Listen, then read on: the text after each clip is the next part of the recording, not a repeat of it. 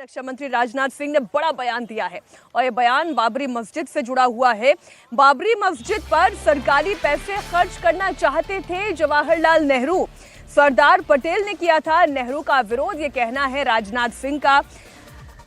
पटेल ने सरकारी खर्च से बाबरी मस्जिद नहीं बनने दी।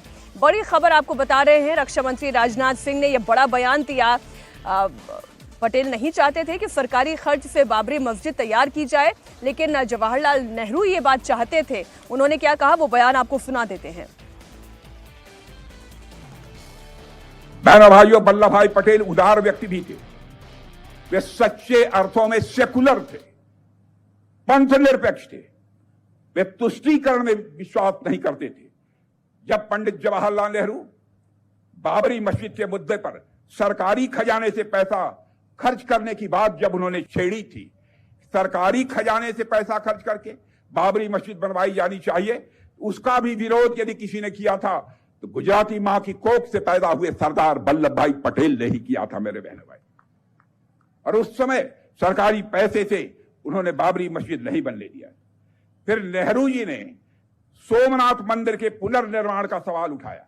नेहरू जी ने क्या कहा, जब पुनर्निर्माण का सवाल उठाया तो बड़े ही शांत भाव से सरदार ने शांत पर दृढ़ स्वर में इस बात को स्पष्ट किया कि सोमनाथ मंदिर का मामला अलग है, वहां 30 लाख रुपए जनता ने दान दिए हैं, एक ट्रस्ट बनाया गया है और इस काम में सरकार का एक कौड़ी भी पैसा खर्च नहीं हुआ है।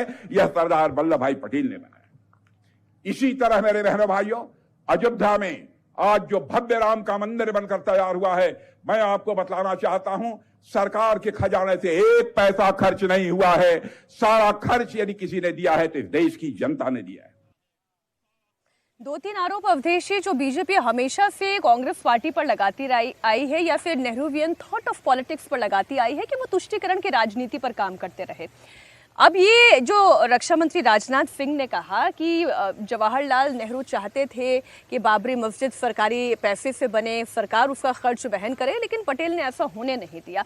अब इस मुद्दे को फिर से लेकर आना नहीं, फिर से नहीं, अभी सरदार पटेल की 150वीं जयंती वर्ष उस पर मनाई जा रही है। उसमें एकता मार्च था गुजरात में, जहां उनका पूरा भाषण था, तो उन्होंने वो फैक्ट्स रखे हैं, रिकॉर्ड से निकाल के सामने रखा है। मैंने देखा उसको सुबह, हालांकि ये समाचार मेरे मोबाइल पर नहीं आया था।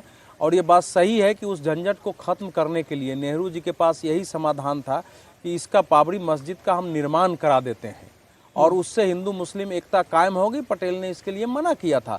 तो वो बता रहे थे, राजनाथ सिंह जी ये बता रहे थे कि भारतीय जनता पार्टी की जो सरकार थी उसने सरकारी पैसे का खर्च मंदिर निर्माण के लिए नहीं किया। दोनों में यह मौलिक अंतर है। हमने एक ट्रस्ट बनाया, जैसे सुप्रीम कोर्ट के आदेश से उस ट्रस्ट से देश भर से को कहा गया, लोगों ने उसके लिए चंदे इकट्ठे किए और उसके तहत निर्माण हुआ और उसमें पैसे आज भी बचे हुए हैं। तो दोनों सरकार में इतना डिफरेंसेस था।